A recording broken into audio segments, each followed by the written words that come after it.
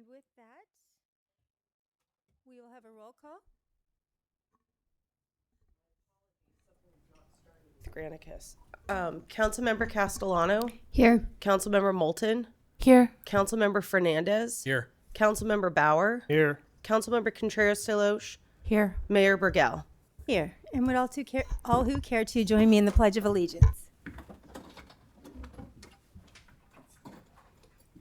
I pledge allegiance to the flag of the United States of America and to the republic for which it stands, one nation, indivisible, with liberty and justice for all. Okay, thank you. And there was no report out of closed session. So we will move on to mayor's announcements. And tonight we have a presentation from Florence Parks from Big Brothers Big Sisters. Come on up. Nice to see you.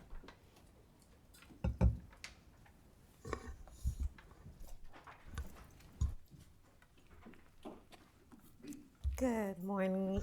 Evening. Well, that's a good way to get started, right? I have actually a plan to laugh more this year. So even if it's at my own expense, I'm all for it. So feel free to join me in that. Joy, it does bring us together and it connects us in a way that makes the fabric of our community what it is. And so I am so honored to be before you when I see so many of you out in the community doing such great things and being joyous and dancing with us and laughing with us and being in community. So first, I just want to applaud you and thank you for what you contribute to this very unique community. So as I get my PowerPoint together a little bit, we have some new branding this year, so it's kind of fun to start off the year with a bang. We came up with, we are Defenders of Potential a couple years back, but this year we're launching a new campaign, It Takes Little to Be Big. And what that means to us is that we are answering the question that so many of us have, about our time, about our commitment, about our availability, about what we can do to make an impact. So, how we know that everyone's time is of the essence and our youth need us today. And at a blink of an eye, they're grown up and doing great things. And those of us that invest in youth already know how quickly that time turns. And so it really does take little to be big. And so when we surveyed the community last year, one of the things we heard from people is that, I know and I want to invest in mentoring, but I just don't have the time. So we came up with two opportunities that I think will make a big impact. One we launched in the fall. It's called Lunch Buddies. We launched it right here in Eureka at Lafayette with the community programs here. And we were in partnership with Lafayette. We had our first big sibling matched, and I'll get to point her out a little later in the PowerPoint, but how wonderful it was to see her and the young person just run and launch themselves at her match meeting into her mentor's arms. And it was like something you don't always expect. I can't say every little is going to do that with their big, but this young lady, after talking to her about the potential of her match, and she had been experiencing a lot of the feelings of lack of belonging in her community. And so it was so essential that we had an intervention for her where she looks forward to going to school. And that's exactly what this program got to ignite for her. So if you don't know about Big Brothers Big Sisters, it's really, our program is really about focusing on all children thriving in our community. So when we develop programs, we want them to be the scope of our youth from age 6 all the way up to age 25. Our board voted to extend our age to 25 2 years ago. And so now we're being intentional in creating programs for our 16 to 25-year-olds. We create one-to-one mentoring relationships that ignite the power and promise of youth. And we're very intentional about our one-to-one program. But when we we also have been expanding to what we call one-on-one plus. And that means that we can be very thoughtful about the needs today for our youth and the volunteer so that we can still make the impact that will last for our children. Next slide, please.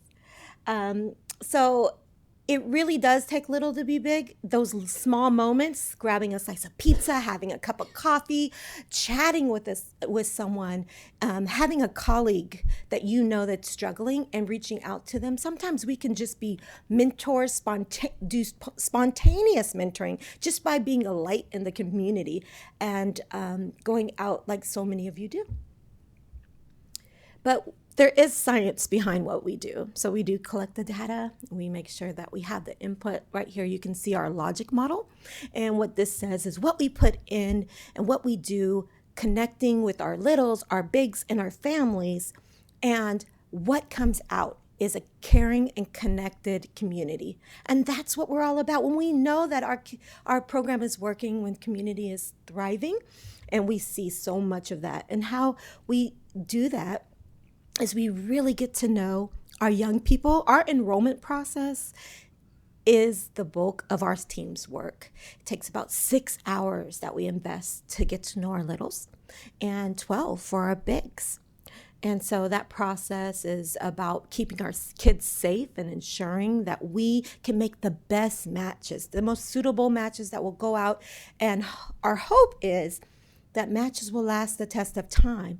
But the science shows that whatever we promise to our young people is what we need to deliver. And so we came up with the secret sauce of 1 year, 1 hour a week. This was our model for so long. But now we know if we can show up, whatever that small investment that we make, when we can show up and be consistent, that also makes a huge impact. We partner with our families to ensure our youth are safe, and we empower our families. So almost half of our families are from single family homes. And so what that means to us is that we have more of a responsibility to at least make sure that we're checking in with our moms, providing them with opportunities, or parents, sometimes grandparents, and but whoever that family member is, checking in with them. And we do that every month when they're in their first year, and then quarterly thereafter. Next slide. So you can see who our littles are right now. This was just a snapshot taken just in January. So currently nearly 45% of our matches are from single family homes. About 30% of our matches have chosen not to share about their living situations, but we have seen an increase from last year of the youth in foster care that we get to serve. So we're almost nearly to 2% of our matches being youth in foster care. And most of our matches do say they have reduced lunch, but not all of them are receiving resources. So that's something important for us to notice, that even though a lot of our families are from single family homes, have one income, sometimes a parent is working multiple jobs, and they come from the most loving, amazing families, but they just need someone to spend some time with. And a small amount of our families are from incarcerated households. And so this is just a little bit about what you can see. The largest group that we serve is from the age of 11 to 12. However, we are steadily increasing our older youth that we're serving from 13 to 14, and that's one of the reasons why we want to continue to support them until they have a plan for their future. And that's really our hope through our Big Futures program. Next slide. So throughout the nation, there are over 30,000 youth that are waiting for a mentor. And what we do know is that 1 in every 3 youth grow up without someone that they call a loving adult in their lives. And so that's what we call the mentoring gap. And that is the deficit that we're kind of championing against, to ensure that our kids, no matter what, grow up and can say they can identify who has been investing in the lives of our youth. Currently, we do have 25 youth that are on our wait list and ready to be matched now. And I have one young man that I have had on my wait list. He thinks he's been on our wait list since his sister was matched 6 years ago. And his sister is still with her mentor, and they're having a wonderful relationship. However, about 2 years ago, he talked to me about this, and he thought he was waiting for a big. And we got him enrolled about a year later. And so he's been waiting, he believes, for 6 years for his mentor. So that's the young person I'm championing for all the time. His name's Henry. He's wonderful. He's in Blue Lake. So if anyone from Blue Lake is kind of looking in, I hope that you will reach out to me. Next slide. You can see that we served for the first 10 years, a decade ago, we served about 14 youth. And since I've come on to the agency, we've increased, and we hover around 75 youth that we match and support each year. It costs us $2,500 to support a match each year, which is really low for the state of California, which can be anywhere from $3,000 to $10,000 per young person. And our Lunch Buddies program will come into something like $600 per youth. So it's a really affordable program for us. Next slide. Thank you. So what does it mean when you volunteer for a program, a formal mentoring program? And what does it mean to become a big sister? It means that you show up consistently. You get the match support. Tomorrow, in fact, we have a big support group. Every quarter they meet, and it's virtual, so you can come go online, and they're going over understanding trauma and how it affects our kids. And we have a special speaker that will be leaning in to teach them. So you're not on your own as a big. You can join those support groups if it works for your schedule. If not, we will find others. There's online trainings as well. And we love to provide activities and ideas in the community, and we host an activity every quarter. Next slide. So this is Kai, and remember the young lady I said rushed into the arms of her lunch buddy? That was Maisie. So it just warms my heart that she found someone that she can feel that she belongs with. And I've seen such a difference between from the time that they were matched and today. They were just matched in the fall. But when I see Maisie on campus now, she's walking with such confidence. She's got a couple friends in tote, and she's walking around like she owns the place. And that's really what we want for our littles.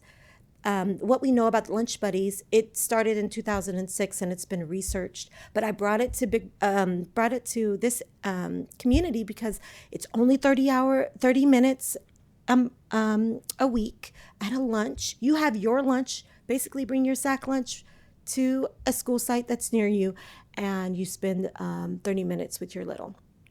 But what we also know is that kids need additional mentoring, and sometimes that relationship can evolve into a community-based match. And we match youth between the ages of 6 and 16 years old. And the hope is that every community-based match meets 2 to 3 times a month for at least 8 hours. What other ways can you support Big Brothers Big Sisters? By recruiting. So you might know someone in your community that just radiates positivity and is really good with young people, and they're probably doing 10 other things. But if sometimes when you ask your friend and say, have you ever thought about being a mentor? It means so much more than them seeing it somewhere else. And when the time is right, that seed you plant will bloom. Other things that you can do with us is be a board member. And we do have hybrid meetings, but we're meeting in person now. And we're always taking applicants for our board because those are our champions and the people that are doing the work behind the scenes. And our board is an active board. Such a wonderful group of people that if you're looking for a community, I would recommend joining our board to give back. All right. So, other ways to support us this month, March 1st and 2nd, is our Bowl for Kids' Sake. It's our one big event of the year. And it's where we take a pause as a team. A lot of people look at Big Brothers Big Sisters and say, oh, you must have a huge amount of people behind you doing all of that work, but there's only 3.5 FTEs. It's 5 staff, most of which are part-time, and we're all dedicating our time to ensure that this program is a success. Bowl for Kids' Sake is where we get the lion's share of our resources, so we're not focused on fundraising all year, and we're focused on what matters, our youth and families. Other ways that you can, so sponsorships can be as small as $300 all the way up to underwriters at $5,000 for Bowl for Kids' Sake. Or you can get a sign-up sheet with me today and do your own fundraising and just drop it off on the 1st or 2nd. You can choose to stay in Bowl or with your team, or you can just drop off the resources that you raise. But your resources are put into action, and we ensure that every dollar is spent towards our matches. So again, you can volunteer. Volunteering is, we all know, those of us that volunteer, that civic engagement is one of the most important ways that we can provide self-care for ourselves. Those that give in that way are already thriving in ways. It's kind of like the it factor for so many of us in our community. So you can also give donations. We're always accepting donations year-round, but we'd love you to come enjoy our fundraiser with us, because Bowl for Kids' Sake, we transform Harbor Lanes this year into a speakeasy, hence the pearls, and we're hoping that you'll join us. We'll have feathers and just have a good time. And each year there's prizes. You can earn a t-shirt. You can earn fire stick or a trip to Bimbo Inn. There's so many wonderful ways. And there's prizes all throughout your wave that you can win. But nothing more sought after than the pin for most enthusiastic or best dressed team. So that we'll be decorating those pins and having those available for teams that look forward to that. But we ask you to join us in any way, and I'm available to chat with anyone that's interested to know more about our program, and I have some handouts for you. Thank you, Florence, for being here. We will be there bowling, all of us. Oh, thank you. So you can donate on the Big Brothers Big Sisters website to Team Eureka, which it'll be up tomorrow. So if you want to donate, we'd love to have your donations to support us supporting you and them. If that makes sense. Thank you. Does anybody have any questions for Florence? Councilmember Bauer.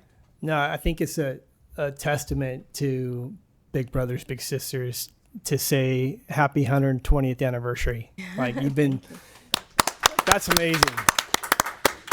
I appreciate all you do. And thank you for your proclamation in January for National Mentoring Month. That meant a lot to us, and we're so grateful that we can be here as a makeover, a do-over. Great. Well, thank you. We'll see you on Sunday, or All Saturday the 2nd. All right, Saturday 2nd at 12:45. See you then. Okay, thank you. Thank you. Always so uplifting listening to these presentations. Okay, and with that, we're going to move on to the public comment period. This is the time for members of the public who wish to be heard on matters that do not appear on the agenda. City Council policy is to limit each speaker to 3 minutes. Such time allotment or portion thereof shall not be transferred to other speakers. The public will be allowed to speak concurrently with the call of an agenda item following the staff presentation of that item.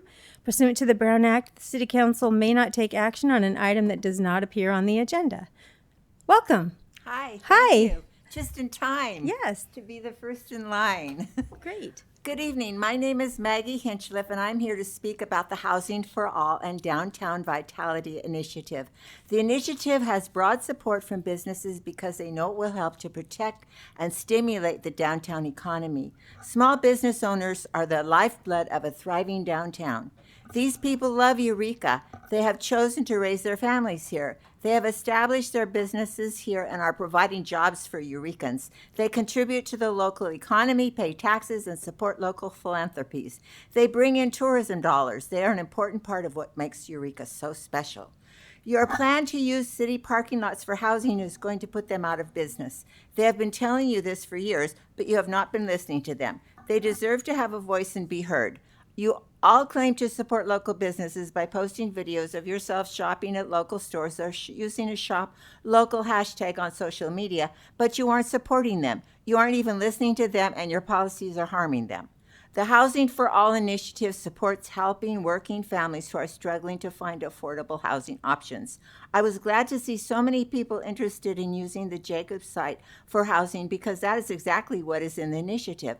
The proponents of the initiative recognized that the Jacobs site could be a great place for people of all income levels to live. It has the capacity to provide 3 times as many homes as could be built downtown while also protecting the economic vitality of our downtown and small business community.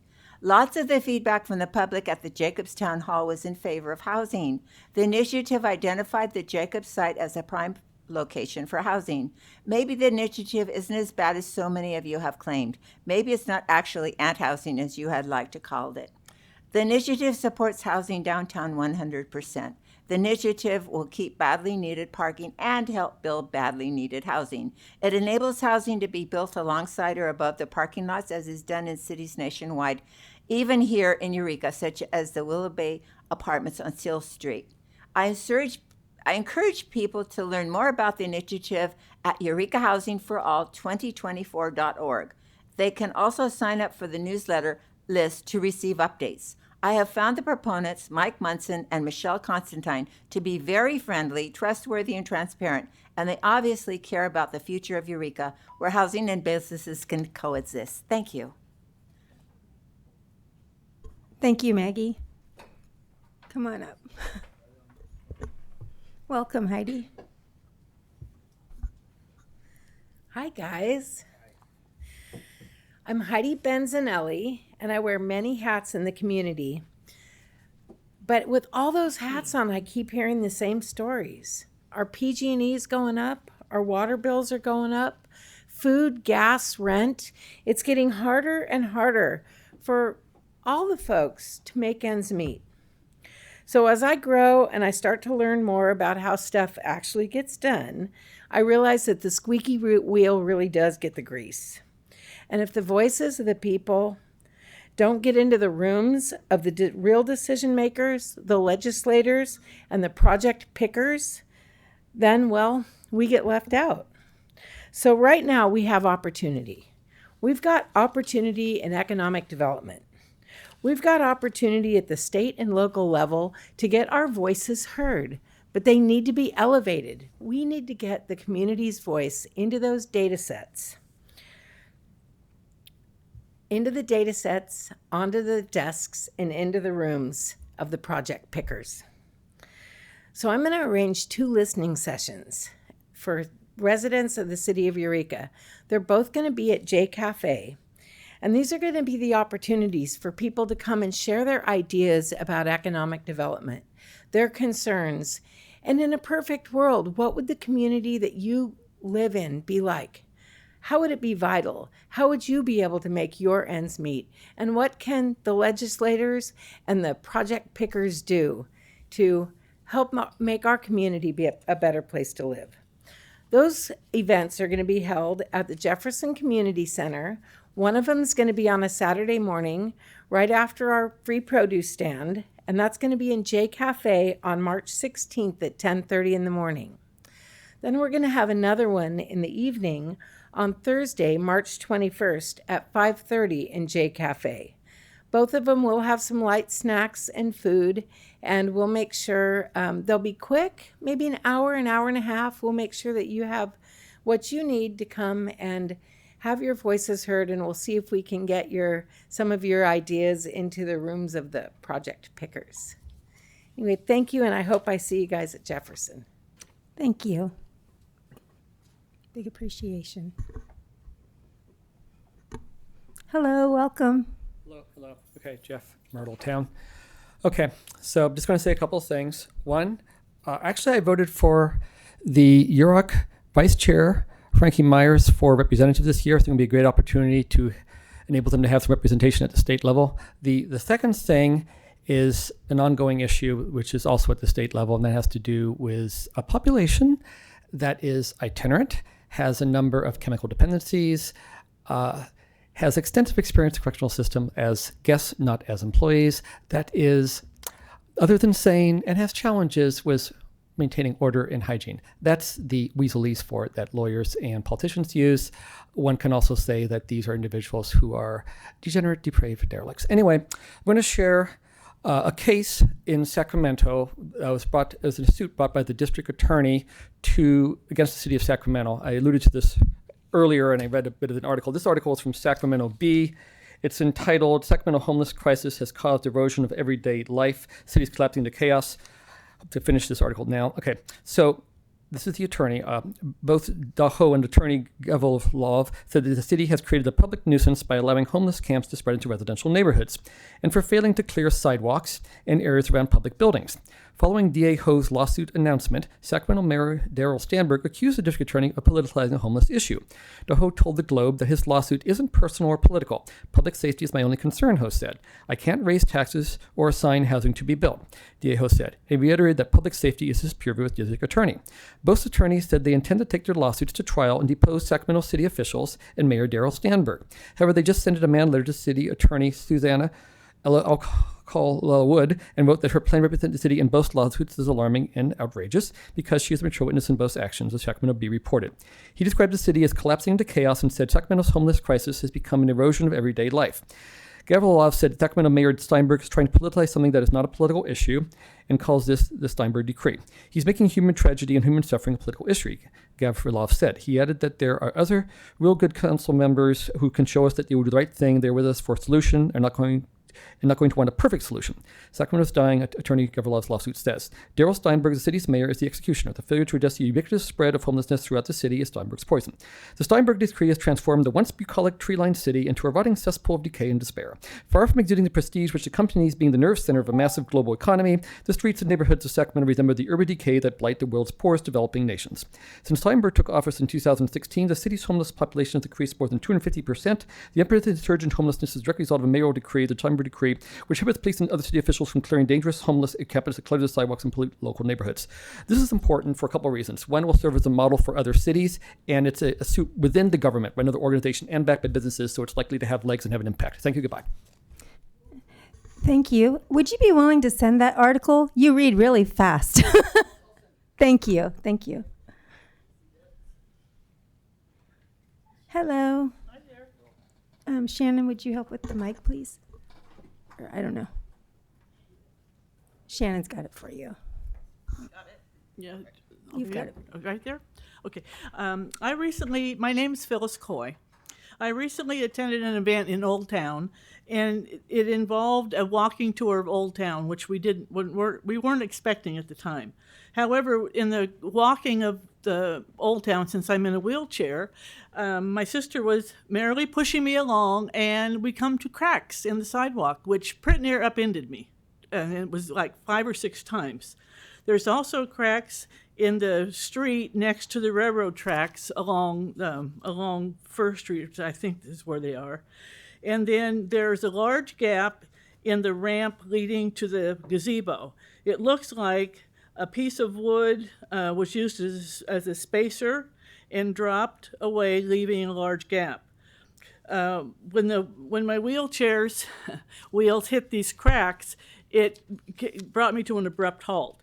And also along 3rd Street between C and D, I believe it is, there's a dip it appears if you're just walking along a sidewalk and there's a driveway dip and you don't notice it and your foot goes down lower than you were anticipating, it can trip you, and it almost upended me there with that episode too.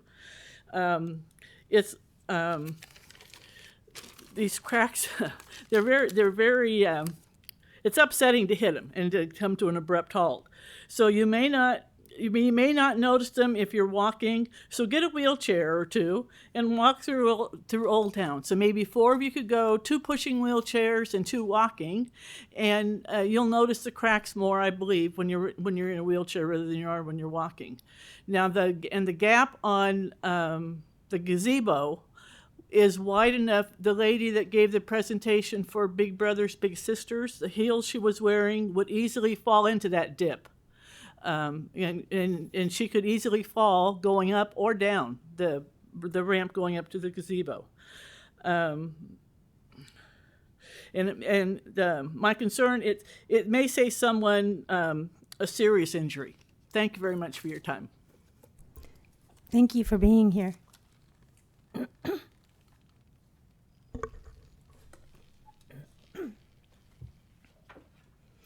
Hello and welcome. Hello, hello.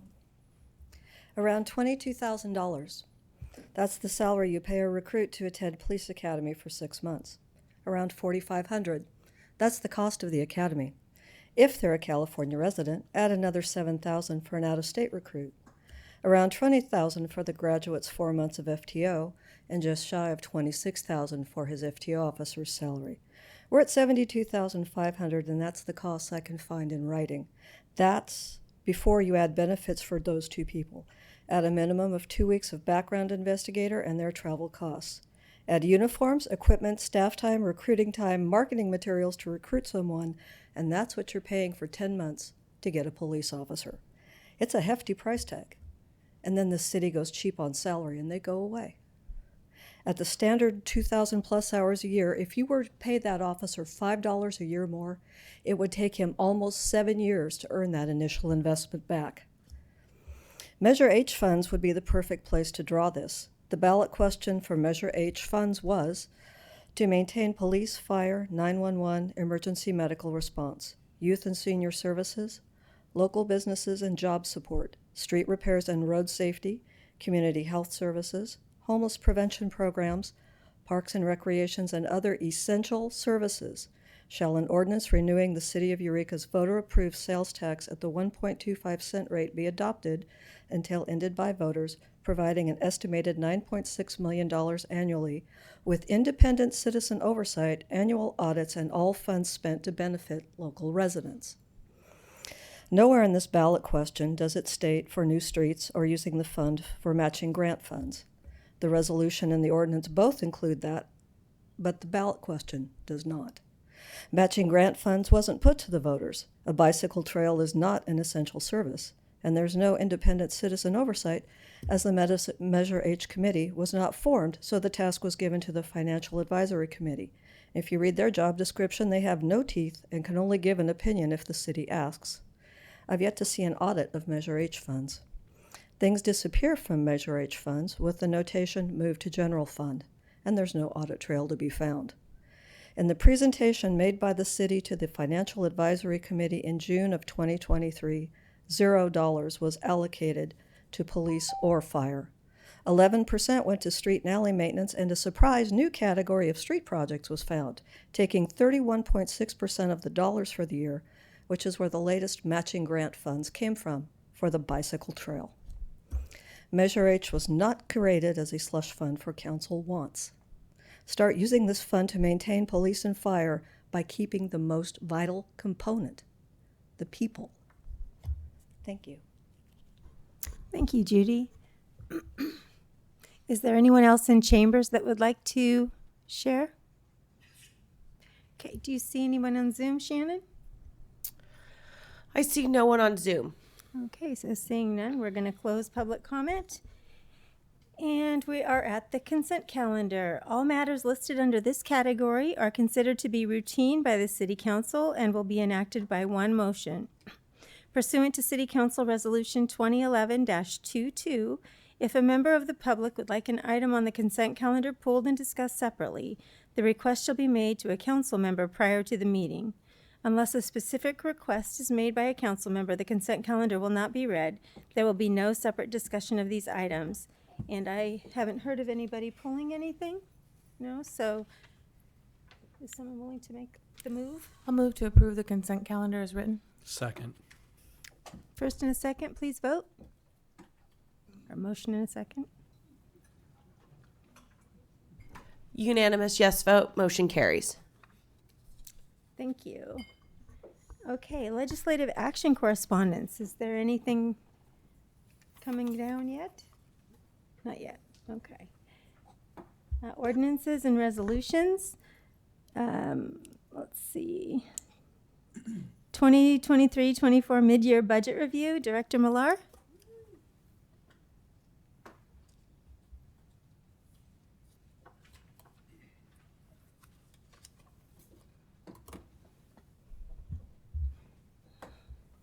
Connecticut system.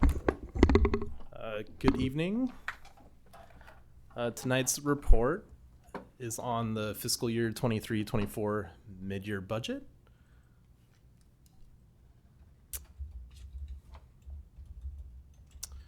So typically a little past the halfway point of the fiscal year, departments all come together with the finance department taking the lead, and we look at where we're at with the budget. This is an opportunity for departments to either add or take away from their budget, and for the finance department to look at the city's largest expense, salaries and benefits, and to update those line items in the budget. For tonight's presentation, we'll begin by looking at the general fund.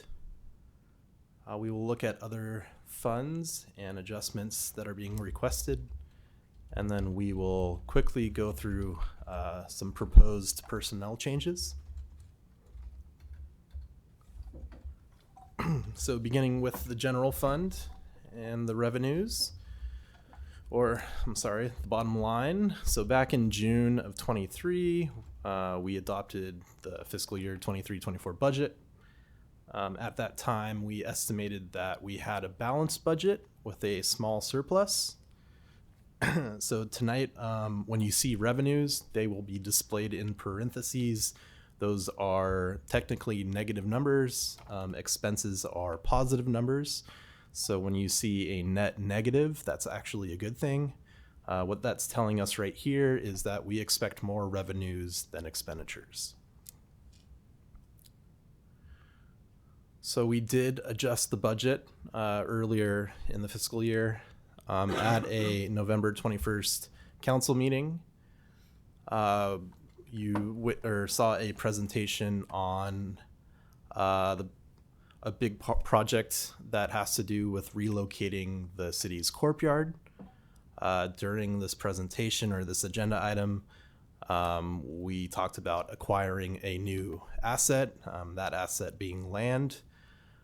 So we appropriated about $1.4 million to purchase a piece of land adjacent to the Ocean View Cemetery.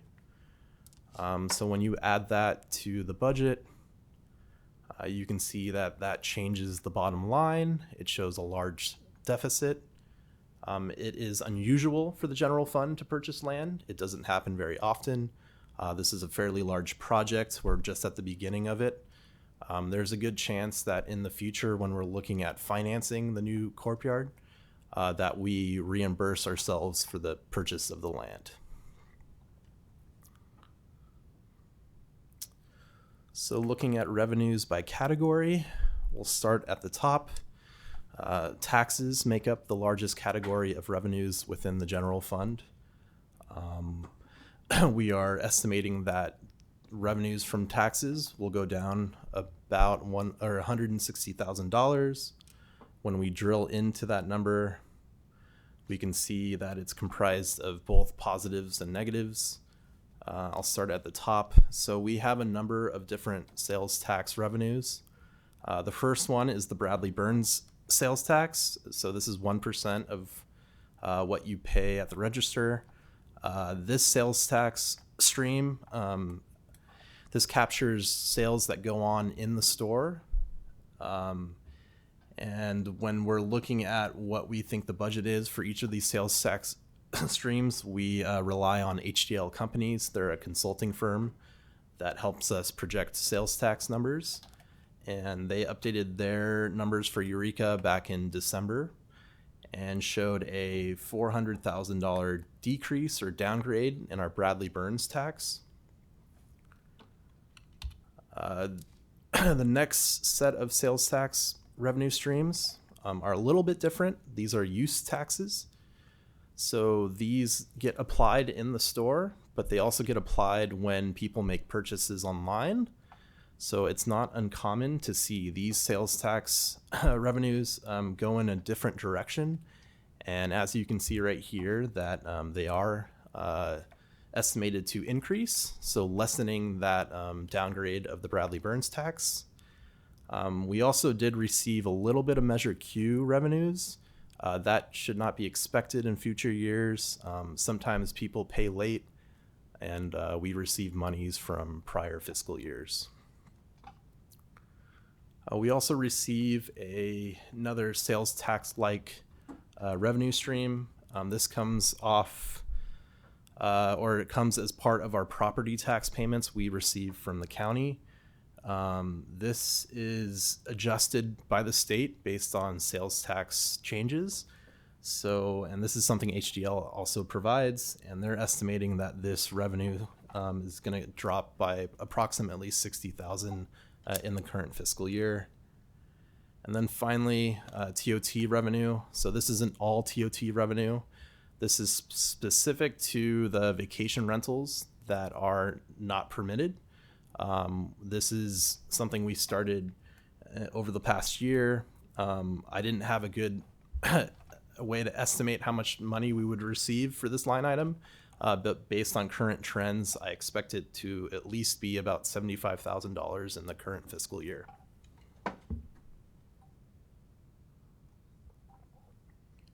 Looking at sales tax again, just to kind of highlight something that is important to understand when you're looking at the general fund's finances. So sales tax is about 65% of the total general fund revenue. So it's very significant, and based on how it's trending, can really dictate how much we have to spend on the other side. So as you can see, back in 21-22, we actually saw a peak in revenues. The following year, 22-23, it actually went down by approximately $600,000. And then when we adopted the 23-24 budget, we expected it to be about $340,000 less than fiscal year 21-22. With the update, that number is actually even lower. So we're actually expecting it to come in about $600,000 less than it did 2 years ago. Sales tax does go up and down. It tends to be correlated with the overall economy.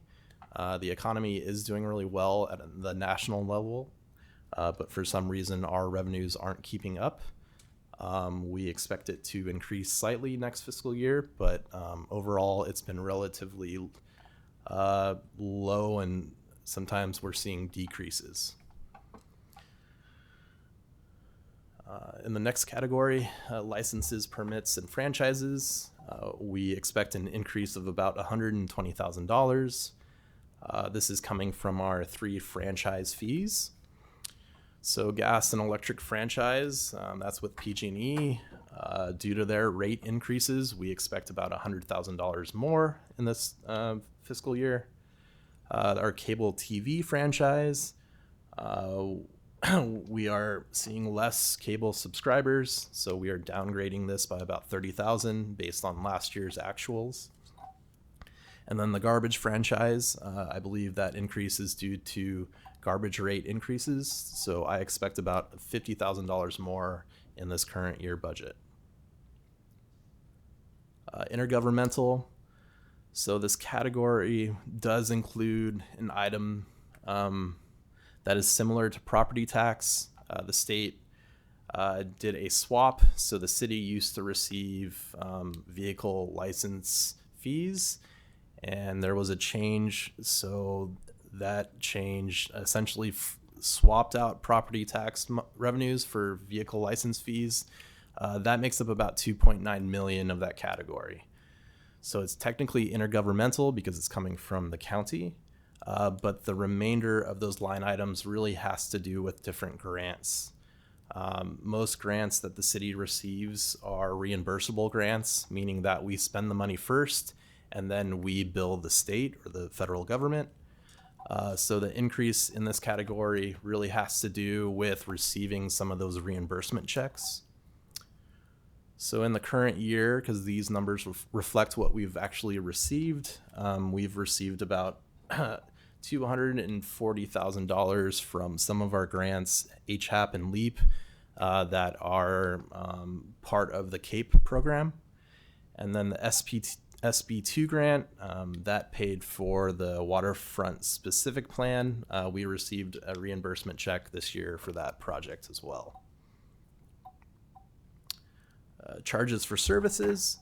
So this has to do with the different services that departments provide to the public, whether that's a permit fee or a zoo admission.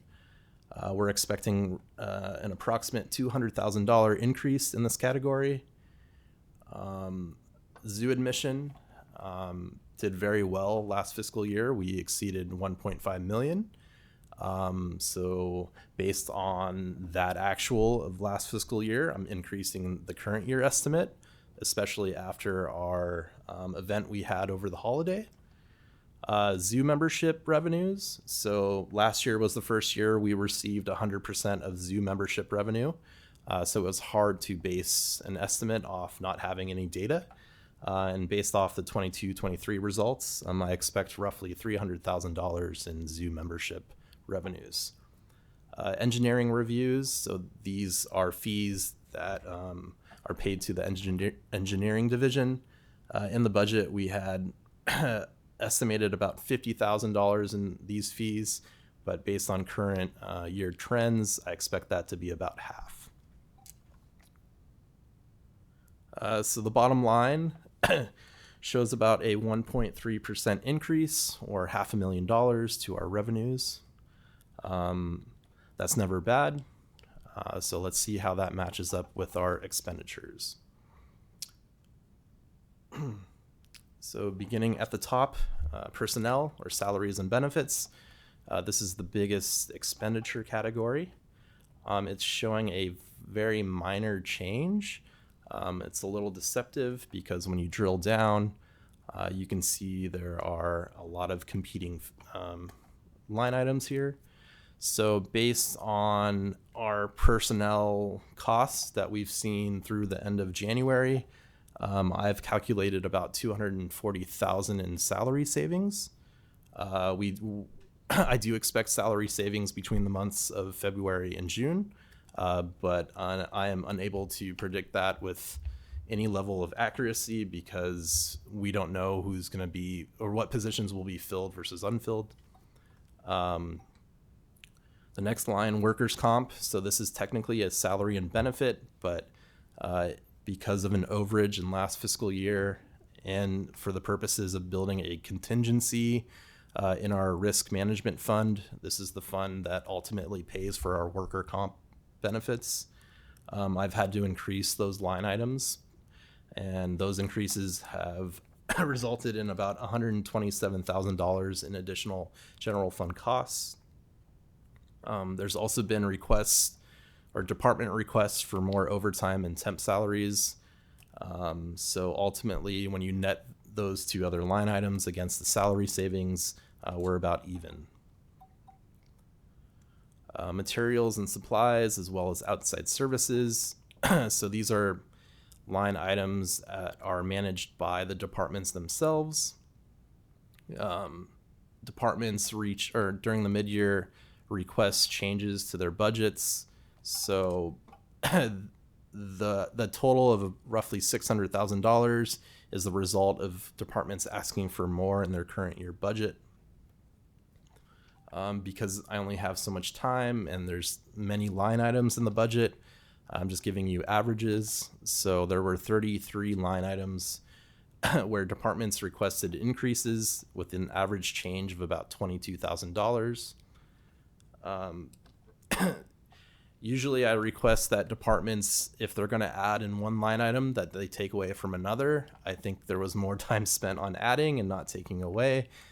Based on my analysis, I don't think we will spend anywhere near what was requested, which is the good news. There wasn't any significant change to any one item. It was just a lot of increases across the board. So the next category is cost allocation. So unlike materials and supplies, these amounts are calculated by the finance department. So departments don't really control these costs. They typically follow things like number of employees or square footage. This makes up 3 different line item changes. So liability insurance, just like workers' comp, has continued to increase over the years. We had an overage due to deductibles last fiscal year. We're covering that overage as well as adding another contingency to essentially build a reserve in that fund. General government and general admin, so that's the city manager's office, finance, HR, city attorney. We are projected to go over budget in that fund, $650. That's mainly the result of adding an additional employee. So we are increasing those cost allocation line items to cover the projected overage. Capital outlay, this is probably not the best category for this line item, but that is a project from the ARPA monies. This was a contract that we have with a local theater group. They're going to put on some live events, and that $62,000 reflects that contract. That money will be reimbursed to us through our ARPA monies. And finally, debt service. So in August, we had to pay the first lease payment on a new fire apparatus for a ladder truck. We still have not received that ladder truck. I assumed that we wouldn't start paying until we received the vehicle, but that wasn't the case. So this is to accommodate that payment. The city does have a CIP or reserve with the JPA. We're currently looking at the health of that reserve based on some soon to come financials to see or to make the assessment of whether or not we want to take that out of the general fund or have it reimbursed by that CIP reserve. So when we look at the total increase, we're estimating about a 2.7% increase or a $1.2 million increase to the general fund expenditures. That said, I do expect that number to be a lot less when we get to the end of June. So I'm going to show you the schedule in 2 versions. The first version is without that land purchase. So you can see we started with a balanced budget. Now we expect a $500,000 deficit. I expect that deficit to go or be much lower, if not balanced. But when you see the budget, it won't look like that. You will see the effects of buying that land, which will show an approximate $2 million deficit in the general fund. So we did make adjustments to other funds. Starting with the water fund, it saw by far the largest increase, but for good reason. We're currently replacing all of our water meters, and it's been hard to acquire these meters. We only get them in batches. The first few batches were late, and now we're trying to speed up the process, so all of these costs have kind of converged into the current fiscal year. But that increase was expected, mostly over time, but this isn't something unusual. It's just a large and very vital piece of doing water billing. And the wastewater fund, small increase. It still has a surplus. There's been requests for additional monies for equipment and parts. And then they saw, or the wastewater fund saw increases to their cost allocation accounts of about 50,000. In equipment operations, so this is the fund that houses the motor pool or the courtyard. It started off the year with a nice surplus and should end the year with a surplus, but there was a request to increase the budget for repair parts, for outside services, but they did have a little bit of salary savings. In our IT fund, we're expecting an increase of about 57,000. This is mainly to do with cell phone charges, as well as those cost allocation increases. In Fund 650, that increase of 95,000 was mainly the result of the personnel increases as well as the cost allocation. And then finally, in our facility maintenance fund, there was a request for an additional $52,000 for building repairs, cleaning supplies, as well as personnel and cost allocation increases. So this is our final section of the presentation. It simply highlights the changes to our FTEs. So I did make an error on the schedule that was attached to the agenda item. It's not the assistant associate engineer that is being removed. It's actually a associate civil engineer. But other than that, these are the changes that we're proposing to our personnel. So essentially adding about 0.7 FTEs to the budget.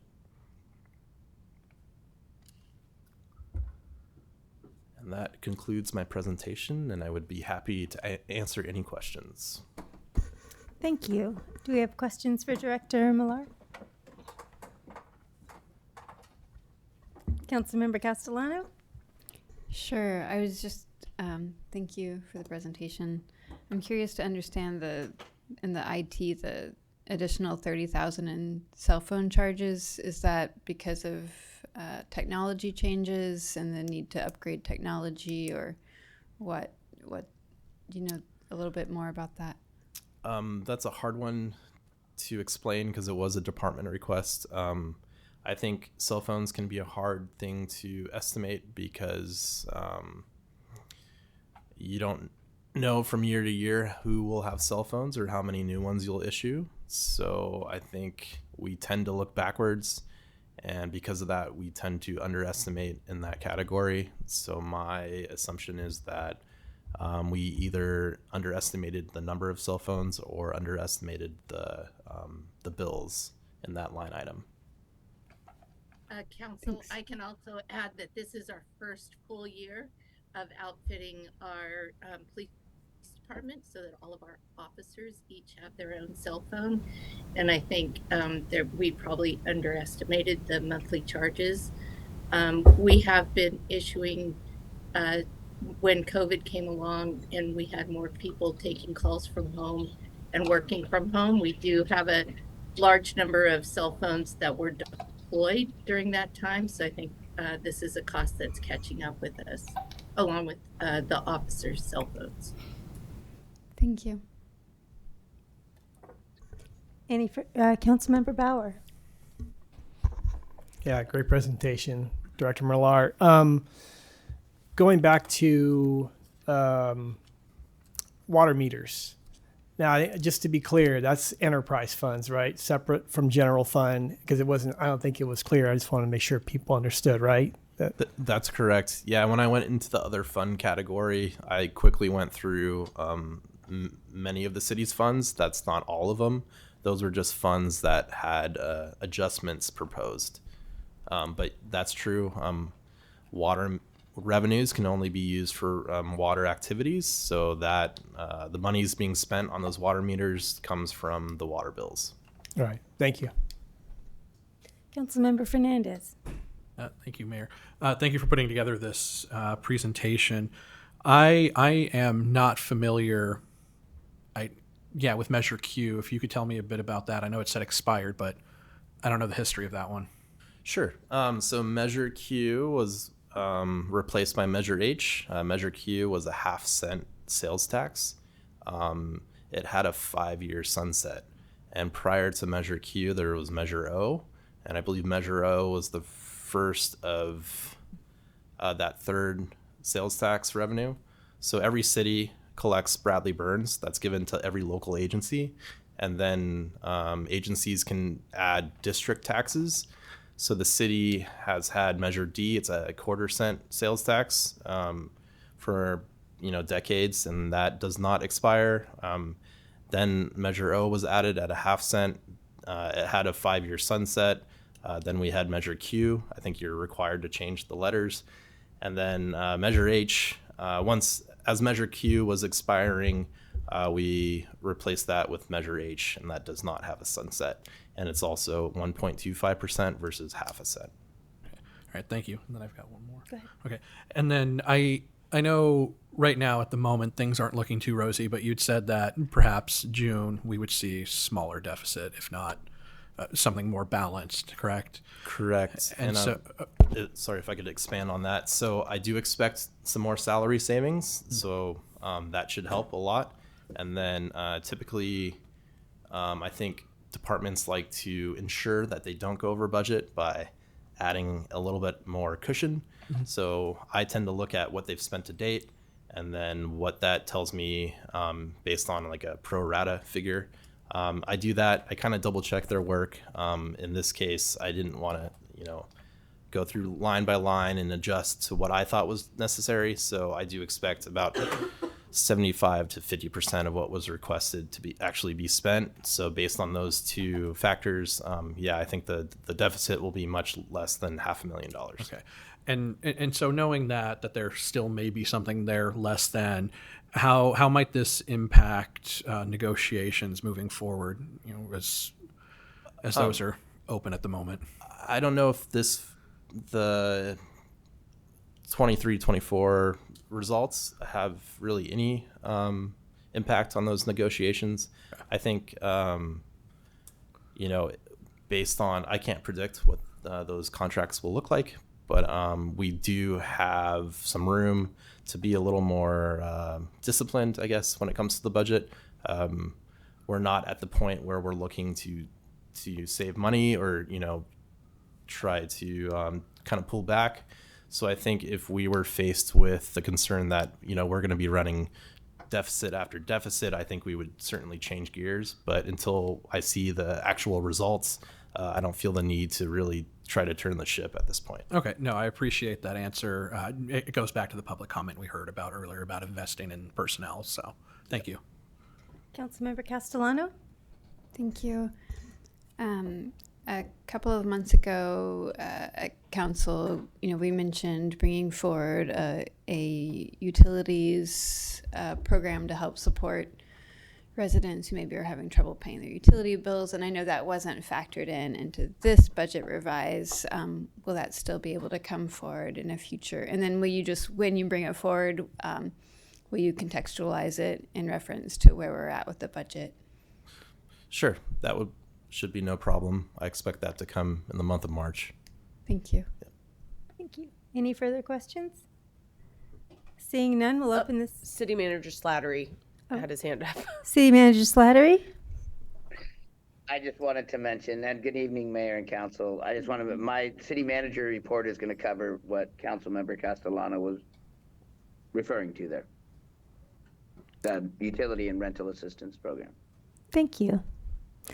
Okay, so we're going to close the question time and open it up to public comment. Is there anyone from the public in chambers that would like to speak on this item?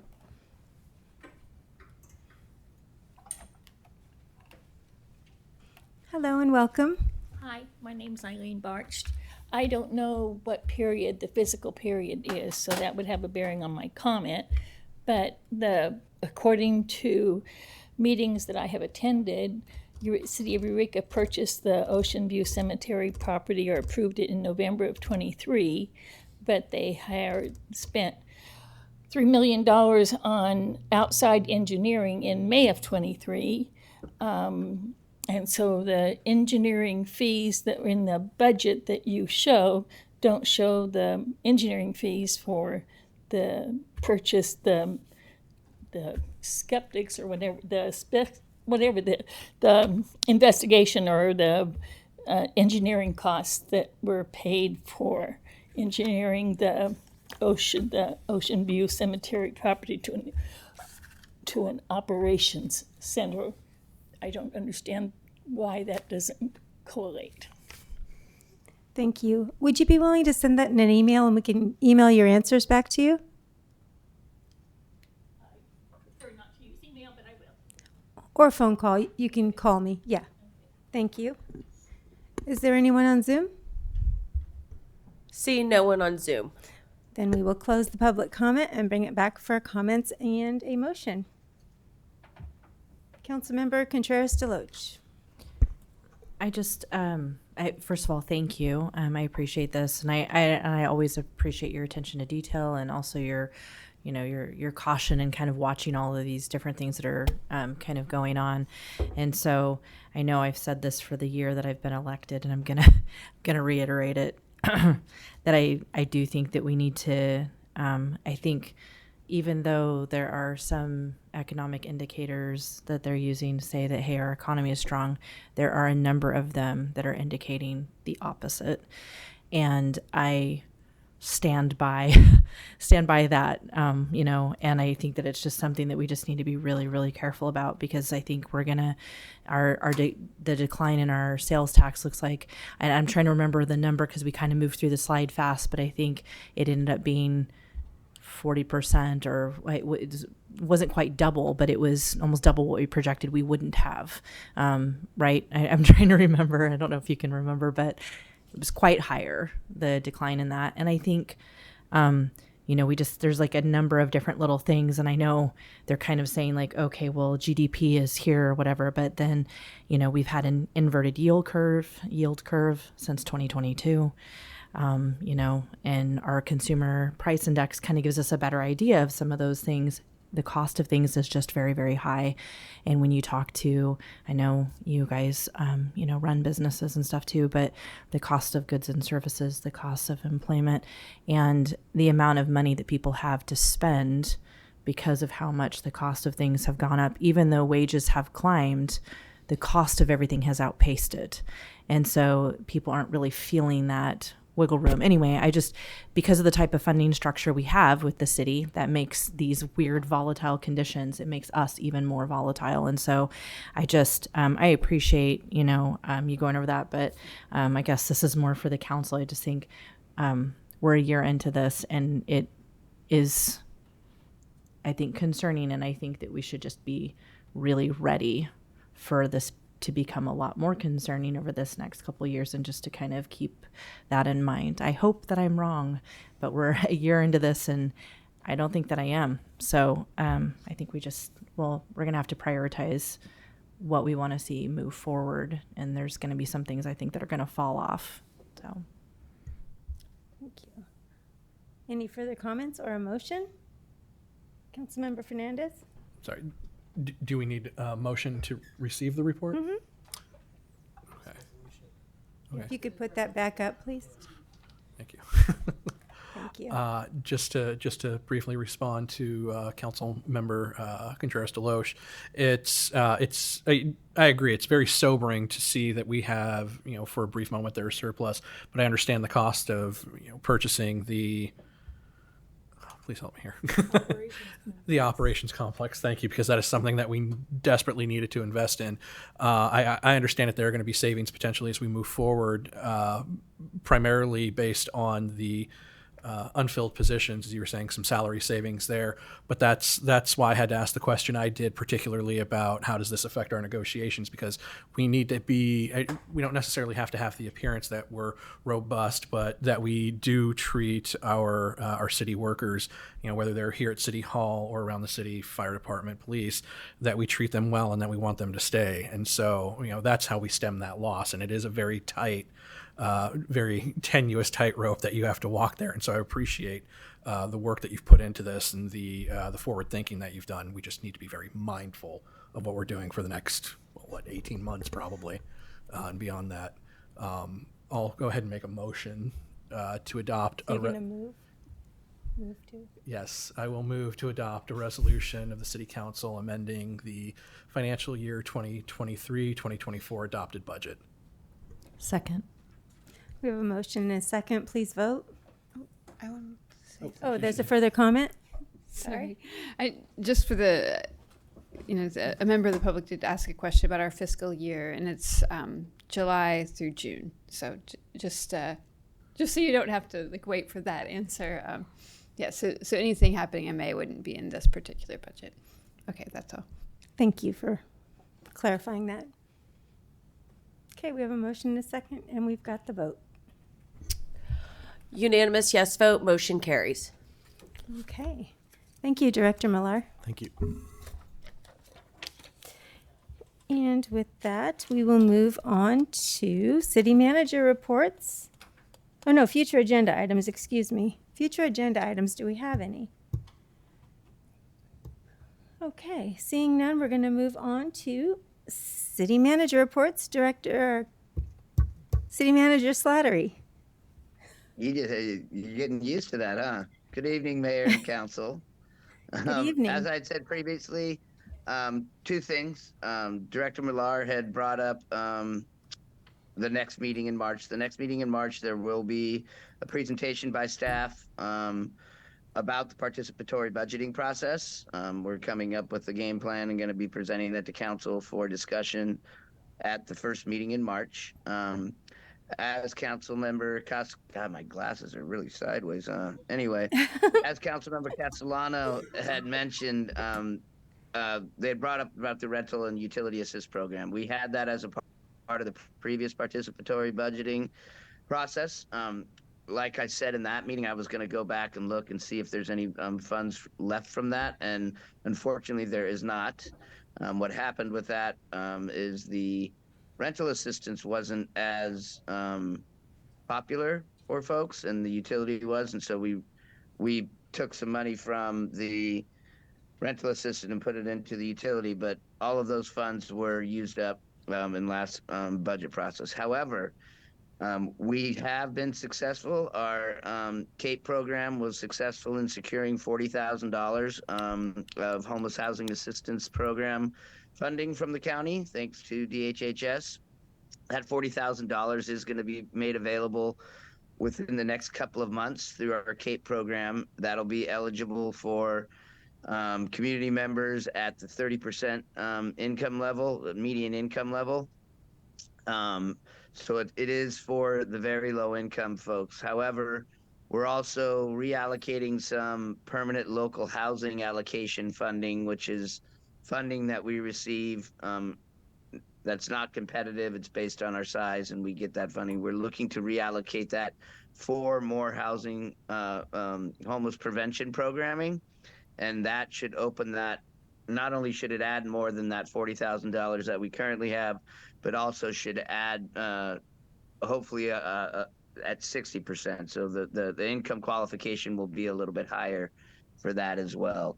The HAP program only does utility assistance, so that $40,000 will only be for utility assistance, and we're hoping with the PLHA, when it gets reprogrammed, we'll be able to do both housing rental assistance as well as utility assistance. So just wanted to give you guys an update on that. And next meeting, there will be the participatory budgeting. Obviously, as a part of that process, that funding can be made available for those to even add additional funding to that rental and utility assistance program. That's all I have today. Thank you, Director And I'm taking Slattery. off my glasses because I look super awkward. So does anyone have any questions for City Manager Slattery? Seeing none, thank you for your presentation. And we will move on to council reports. And we're going to start with, let's start with Councilmember Moulton. I was just thinking the mayor never starts with me. Today's your day. Today's my day. You must be Hello. living right. I must be living right. Thank you. Thank you, Mayor. I don't have any travel to report, but since the last meeting, I have attended some other meetings. Yay. Let's see. The Humboldt Bay Fire JPA had two meetings, had an emergency meeting. Decisions sometimes need to be made very quickly. Working on getting everybody on board there. If you want to be a firefighter, now is a really good time to sign up for that. No, that's a good job. This last Saturday, and then just after the last meeting, I was able to go on to Thursday night talk on KZZH, that's Access Humboldt, talking about the Jacobs campus. Big talk over in my ward. Of course, everybody wants to talk about it. That was very interesting. I got to zoom into the public safety town hall, which looked like a small but tight group. A lot of information coming out there. So good job for my fellow council members, or Councilmember Contreras-Deloche on that one at all. On that day, I was able to attend an info session over at the Labor Temple with the I Like Eureka housing folks, providing an opposition for the ballot initiative that's coming up about parking lots, and that will heavily affect my ward there, the Jacobs campus. So recommend folks get lots of information on both sides of that story. And that's all I have to report. Thank you.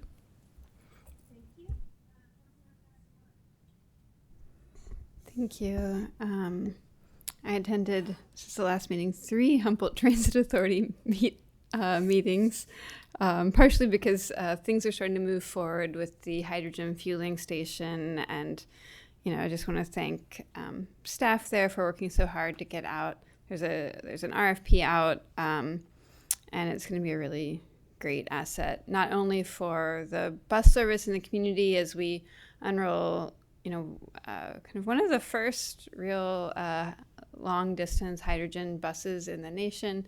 It's going to be right here. We're kind of breaking new ground or rolling new wheels. Anyway, for in terms of alternative fueling for bus service. So that's really great, especially for a rural area to have that available.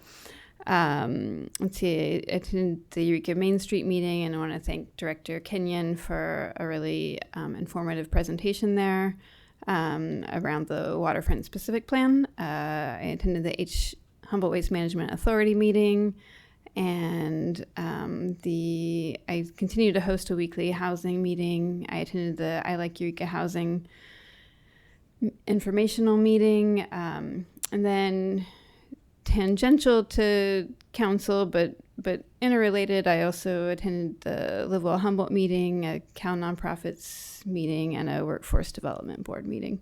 It was a couple of weeks of, I think I had a meeting almost every day, but learning a lot about just the way all of these different realms really affect one another in terms of when we think about what our community needs to function. So thankful for the opportunity. Thank you. Councilmember Fernandez. Thank you, Mayor. Please forgive my absence. At the previous meeting, I was out with COVID at the time.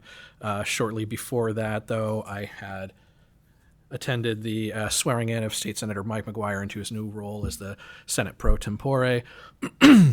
And then shortly after testing negative, I attended the Humboldt Bay Fire JPA as an alternate, where they discussed the mid-year budget review. And again, like my colleague, Councilmember Moulton here said, if now's a good time to be a firefighter, especially if you have some years of experience. So please, if you know folks, encourage them. Certainly something I wanted to do when I was 12, but don't have the physique at the moment. So this past weekend, I attended the Operating Engineers Local 3 crab feed, and also, like a few other council members, I attended the event for the I Like Eureka Housing to get their perspective and see what they were saying. Met with some Eureka Police Officers Association officers to discuss their work conditions and their experience in public safety. Did that in kind with with my other colleague, Councilmember Contreras-Deloche, scheduling a ride-along, hopefully with EPD in the next few weeks, not having done one since late 2022 with our CSET team.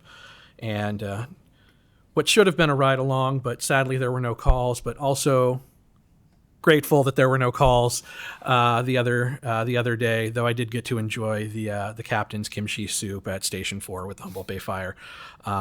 And then I will be out of town this coming Monday, which is when the Redwood Region Economic Development Commission meets, and so I'll be asking my alternate to attend that. Thank you. Thank you. Councilmember Contreras-Deloche. Okay. Yeah, I attended the online, the UROC's Missing, Murdered, and Indigenous Peoples Conference. I also did the Board of Supervisors, our 2x2 that's a couple of us, and then a Supervisor Arroyo and Supervisor Bone that's a part of that.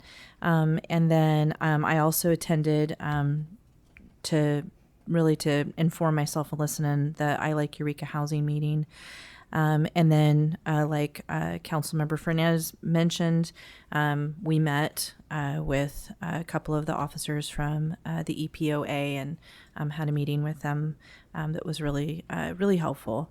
And then of course, we held a public safety town hall that Supervisor Arroyo and I co-hosted. She was enormously helpful, and I really appreciate that. And she invited a couple of people from the county as well. And so we had Captain Quinnell from the Sheriff's Department, and I'm trying to remember, Ginger, thank you. I was trying to remember Ginger's last name, and I cannot remember. Maybe? No, it's not Ginger Rogers. Good grief. Good grief. And then Chief Stevens had also attended that, and it was really helpful to get to hear. I learned a lot. They just had a lot of good answers, and that's actually available online. And so anybody that didn't get an opportunity to attend it or see it, maybe watch it. They answered a lot of really good questions, and I appreciate all the other people that attended it too. We had a couple of our officers that were there, one of our commanders, and then we also Chief Greg Allen from Rio Dell also came. And then I'm just grateful to the citizens who did make time to come when it was super rainy and ask a lot of questions and stuff. And so it gave us an opportunity for everybody to really talk, and deeply appreciate that. Thank you. Councilmember Bauer.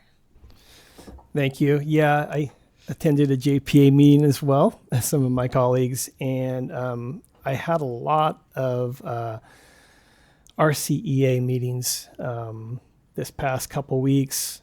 I want to mention electrification. There's a school bus that goes by my house every day, and it's so weird to watch a bus go by without a tailpipe and dead silent for the most part. I think it's really cool seeing Eureka City Schools do that. I wanted to thank city staff and Humboldt Bay Fire, because they responded to a little vehicle incident at my place of work, and help to control some pollutants from going to our beautiful bay. So thank you guys for coming out and doing that. And Cooper Gulch, we will be doing a cleanup probably late March. So I'll be more information coming out soon about that. Probably trash and non-native species, probably late March. And then one last thing, I think everybody has their ballots, so don't forget to vote. It's coming up. Thank you. Thank you. And just a few closing thoughts. Ginger Campbell. Not Ginger Rogers, Ginger Campbell. This takes me a minute. I just wanted to let folks know that I attended the town hall. Appreciation for that. I'm really enjoying those. I think it's great for the public to be able to have and be able to come, as we were talking earlier, and have that dialogue. Instead of just being here and having your 3 minutes. So that's something that is really important. I went to a Cal Poly President's Board meeting, HCOG meeting, and then I just would be remiss if I didn't mention this, but I just want to remind people that words are powerful, the words that we use, and I really appreciate the passion that people bring to this meeting, but demonizing people for their behavior or calling them names because they aren't in the same space as maybe you or someone else is. I understand the frustration, but name calling really isn't a helpful tool in mitigating those situations. So I hope we would all be mindful when we're sharing with each other and out in the world that our words do have power, and it's really important that we use those for good and kindness rather than divisiveness. So with that, we're adjourned. Thank you, everybody, for being here.